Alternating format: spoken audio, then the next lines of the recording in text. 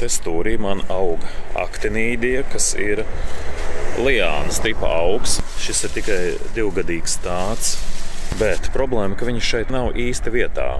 Un tāpēc es viņu gribu tur pie ieejas. Es gribētu šeit izveidot zaļo aizskaru ar liānām.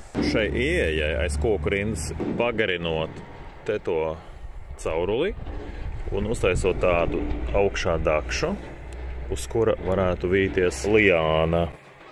Šādi.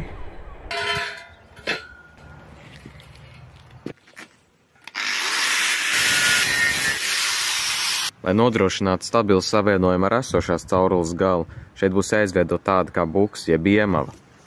Iedomājieties, ka šis ir tāds pašs caurules gabals, tajā būs jāiegriež rieva un jāsaspriež nedaudz mazākā diametrā. Tā ir jāievieto līdz pusē un jāiemetina, lai to var ievietot esošajā caurulē tādā pašā veidā. Un es to iemavu taisīšu apmēram 40 cm garumā.